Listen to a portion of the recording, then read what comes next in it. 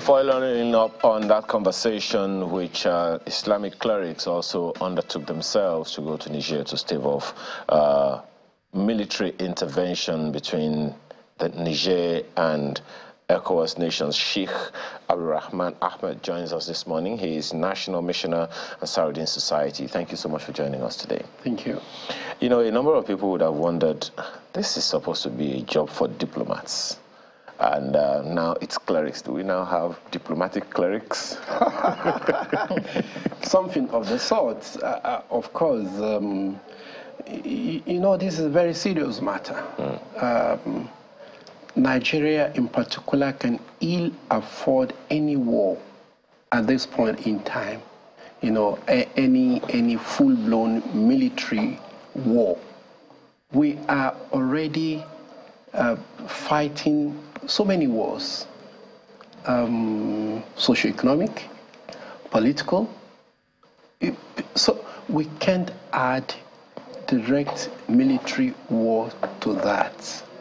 And of course, as religious leaders, we're closer to the people. We already are inundated. Every day we get calls, people asking for financial assistance, and people who barely can survive. We're not in this kind of conventional war, and this is happening. What will now happen if we get ourselves drafted into a war that may, at the end of the day, be a proxy war? So we felt that beyond the pulpit, we should take up the challenge, and we met the president to ask him for a leave to intervene. Of course, it's like that's the way we felt. You feel you can do it? Okay, let's see. Well, okay, another issue here, I mean, is, okay, so you went. You'll probably tell us your experience later, but what were the issues at stake that informed the decision of, you know, clerics with you and, you know, other clerics such as yourself to undertake, you know, this trip and this intervention? What were the issues at stake for you? Okay. Nigeria has perhaps the longest border with Niger Republic. About 7 northern states share border with Niger Republic. These are the same people. They speak the same language, the same culture. They have historical and cultural ties, this dating back to, you know, many hundred years. It is not in the best interest of Nigeria at this point in time to fight Niger, because it is like declaring a war, you know, on ourselves. Number one. Number two, these northern borders are very porous, and it's you know, sometimes very difficult to patrol and monitor. It will be an opportunity to strengthen insurgency, for bandits to have free reign, you know, and continue or intensify their cross-border attacks. Now, number three, you see, the president is just not yet even 100 days in office. And we think that it is not going to be in the best interest of this administration to start off with a war that, you know, may be fought differently. So we felt, as patriots, as religious leaders, we felt that we should make this contribution to national cohesion, to stability. Okay, so what were some of your findings on the trip? It must have been a strange undertaking, so to speak, for clerics to take on a diplomatic trip. What were some of your findings? How novel was it for you and your team? No, for some of us, it wasn't novel at all. because we have also engaged in similar shuttle for the Ivory Coast when there was this impasse after their election, and we had two people who declaring themselves winner, Laurent Gbagbo and Al-Hassan Ouattara. It was a very terrible situation, albeit that was different. It was an interfaith delegation because we were together with Christians, particularly Catholic bishops, in Africa, and we met both. So for some of us, it was really not novel. The only difference is that this consists of only, Islamic scholars, ulama, who are going to meet soldiers. Of course, in Côte d'Ivoire, we had encounter with soldiers too, but they are friendly. We weren't sure. I must confess, we weren't sure what kind of reception we're going to get, considering particularly that there was an earlier delegation that was not well received. This was a very powerful delegation of a former head of state, and we're just very ordinary turban tying people.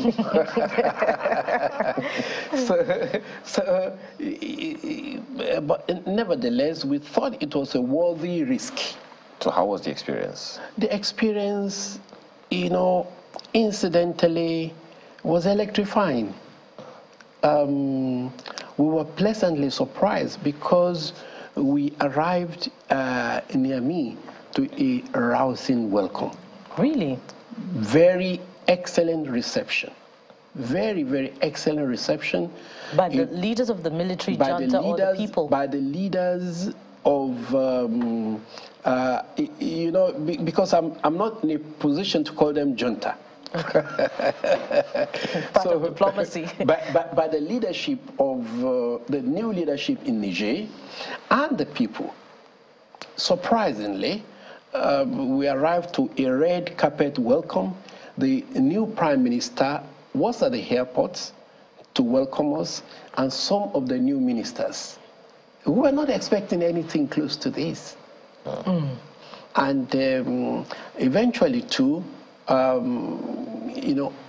of the Islamic religious leaders in Niger across that country were at the airport to welcome us. And on our way to the presidential villa, you can see people were excited, were happy to see us, and that was the only time we felt relief. When you say the new prime minister, are you referring to an official of the new military leadership? That's why he's new. That's why he's new. Okay. Before I ask my next question, I'd like you to tell us, what message or what response this military leadership in Niger shared with you in response to your negotiation efforts. Okay. Primarily, we went to explore alternatives to war, to explore the diplomatic option. That was our mission, and we had the approval of the President Commander-in-Chief of the Armed Forces, whom we have met earlier, of Nigeria, President Bola Tinubu. So he gave us that permission, that approval, that indication that, well, if we can broker it, they will also be ready. That is, if the Nigerians are ready, well, ECOWAS too will be ready. So with that mandate, we went to near me to meet them, and that was what we put on the table. The need to de-escalate the need to, de-escalate tension and explore the diplomatic option. Of course, they were very receptive to it. First and foremost, even though we didn't ask for it, the first thing the new head of state said was to tender unreserved apology for the way they treated the former head of state of Nigeria, General Absalam Abubakar. We didn't ask him to apologize. We didn't even raise that. He said it was a mistake. And the reason they did it is that they felt shortchanged. They felt that they were not listened to.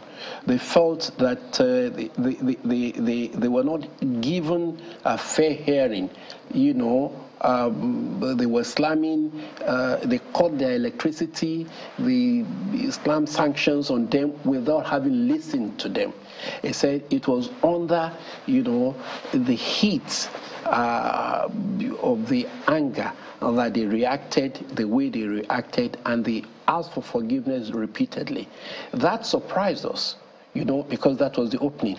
And next, he said that his government is ready for negotiation, and there were no conditions, all right? Except that he said they don't feel safe, to travel anywhere, to travel outside Niger, but that they will welcome, ECOWAS to negotiate, to talk with them in Niger. And thirdly, he assured that they were not there to stay. That they just felt that the most patriotic thing for them to do at that point in time, that's their own perspective, is to, seize power, to save their people, their country, and, intriguingly, even the sub-region. Well, we didn't go into that because, we're not there to interview him. Then he said that an indication of the fact that they were not there to stay is that they have appointed a civilian prime minister who is popular in Niger and who is, acceptable to the people of Niger. We asked for a rapid transition to civil rule, and we wanted him to make commitments, but he said, well, they will come up with a timetable as soon as they are settled, but that he cannot commit to a time frame as at the time we were talking with them, because he said he cannot do that unilaterally, and but that it is going to be soon, and he wanted also ECOWAS to lift the sanctions, restore electricity, because that is crippling business, and affecting people's livelihood there. But, most people rely on electricity to eke out, existence. And generally, the atmosphere was cordial. It was relaxed, very much relaxed. Yeah. So, and of course, I must tell you that we were happy and we were hopeful. Now, the apology, regardless, not a few people have lauded your efforts, the efforts of the Tijaniya group, because, another delegation of the U.S. did not get an audience with the new leadership in Niger, but your key, the faith key, unlocked the door. In the light of what seems to be an escalation, the burning of the Nigerian embassy, reported burning in Niger, and the ECOWAS standby of military action, do you think that your efforts can, prevail in the long term, can be deployed yet again. This soft power can be deployed yet again in the course of negotiations? Yeah, thank you very much. First, let me make correction. It was not the Tijaniya group. It was a combination of many Islamic groups, including, the Tijaniya, the Qadiriya, the Izala, and so many others. Not one, group. All of the people who have influence were there. So that's number one. Number two, it's also gratifying to note that the president has graciously approved, a continuation of these religio-diplomatic efforts. Good. So it is not going to be a one-off. So now we can call you diplomatic clerics. Well, I'm not sure of that. My colleague in Abuja have questions for you. Go ahead, Mark. Okay. Oh, yes, indeed. Just one question. It's good to see you, sir. I'd like to just find out, what do we then make of this news? Because shortly after you left, we did hear that they were ready for talks. And then much later, we also heard that they were going to be prosecuting the former president who is held in hostage for high treason. Did that come to you as double speak, or do you have other expectations of the military leadership, as you prefer to call them? Well, it came to us as diplomats. Of course, this is a time when everyone will, be putting bargaining chips on the table. I think, as far as I'm concerned, they want to be negotiating from a position of relative strength, not absolute weakness. And the way I see the people, the way we interacted with them, I believe that they will not and they cannot afford to renege on their promise and their commitment. And of course, this is why the president also has graciously, approved the continuing contacts, if you like it, the diplomatic efforts. And I hope and I pray that we are going to be able to also talk them out of that, even if they mean it very seriously. That's number one. I am not sure, because I've not read any authentic report of the purported burning of the Nigerian embassy in Niamey, because the Nigerian ambassador to Niger was also part of our delegation. He was there with us. In fact, he was waiting for us at the presidential palace. So if Niger was hostile, in diplomacy, the first thing for them to do is to summon the Nigerian ambassador and perhaps ask the embassy to close or to leave. I am not too sure of this. I am not very sure of this. All right.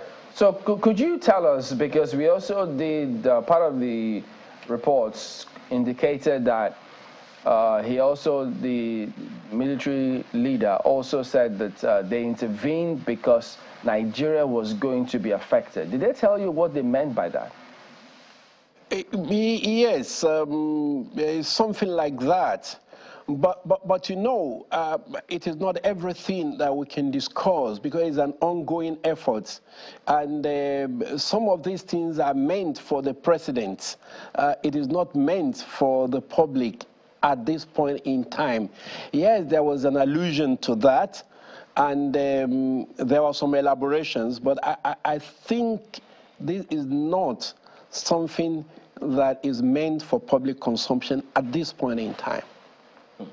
Well, so where do we go from here? So on the one hand, you know, is the diplomaties, as you said, but on the other hand now is the conversation between the Nigerians and ECOWAS. Is there a timeline to when or how that will happen? I think that has already happened. It is happening. Okay. Because, you know, I understand that the delegation of ECOWAS will be in Niamey, you know, to jumpstart or kickstart talks. I think it's going to be soonest. It is heartening, very gratifying to note that ECOWAS has suspended, you know, further action on the military that were put on standby. And that's indicative of some progress. So we're hopeful that perhaps this week or next week we're going to be reading, you know, more good news. What did you glean from the Nigerians themselves? You know, in some of the videos that are coming through, we see the downing of French flags and, you know, the upping, you know, so to speak, of Russian flags. How do they feel about this coup, really? Well, this is Nigerian internal affairs. Every country has its own peculiar politics. Nigeria is not, to the best of my knowledge, interested in which colonial power Nigerians support. They have their own national interest defined. We have ours defined. They were they are Francophone country. And if they have a problem with France, that should not be a Nigerian problem. So, I mean, it's not within our mandate to interrogate whether they support Russia or they support or they continue to support France. Okay, so you don't see all those talk about other world powers showing interest in Niger, anything of significant concern to Nigeria? It is. Of course, you know, Niger is our next door neighbor. What happens in Niger must interest Nigeria and will, you know, affect Nigeria. Of course, I'm not a diplomat, and I don't speak the language, but I do know that Nigeria also has its own national interest well defined. Absolutely. And of course, Nigeria cannot afford a hostile neighbor like, you know, Niger. And Nigeria cannot afford, you know, that a hostile foreign power will be established in Niger. Already, we all know the role that France is playing in supporting the insurgency against Nigeria. Okay. So we know that very well. Well, we can only hope that as you have started the de-escalation, it will be complete and total, and everyone will be happy for it. We hope and pray so. Absolutely. Sheikh Abdulrahman Ahmed, National Missioner, Ansar-Ud Society, thank you so much for your time and for all you do. Thank you. Okay. Some of your own contribution to the program this morning, AGK, let's begin with yours. It sent in a word that says, we have so many issues that require immediate and dedicated effort to resolve in Nigeria.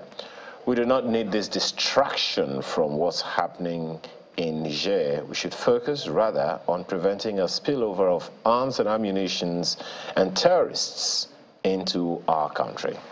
And this one is from you, Festus Akiboyowa. You say the coup in Niger is condemnable, and whether ECOWAS intervenes or not, the coup will have a huge effect on Niger's domestic and foreign policy that will be felt for decades. This is from Professor Nakena, who says this unilateral re-emergence of coup by military in the Sahel must worry a country like Nigeria that borders Niger in several states in the north, with over 1,600 kilometers of borderline. And this erratic intrusion into politics must become a source of worry and angst amongst genuine Democrats in the sub-region. Nigerian government must be very vigilant against these anti-democratic forces re-emerging from the fringes of this new militarization of the region, which is subtly threatening the peaceful coexistence in the Lake Chad Basin and Sahel region. Oh, quite a mouthful. What do you expect from a professor? This one, Pastor Law Alpha Cross, says the federal government palliative measures ought to have been put in place before the eventual removal of subsidy on fuel price. Now, it will be difficult to effectively implement these lofty plans to alleviate the sufferings of the people. I don't find it difficult because nobody wants to keep suffering. Nobody wants to. I'm also going to acknowledge. To find a way. Yeah, mails that we get through the back channels. Those who do not want to be named. We get your mails. Yeah. We do get your comments as well. But I think it must be stated that regardless of the provocation, and this is in regards to our first comment on the military officers the soldiers we saw beating up last month officials, that regardless of the provocation, that cannot be the way to solve the problem, whatever the provocation.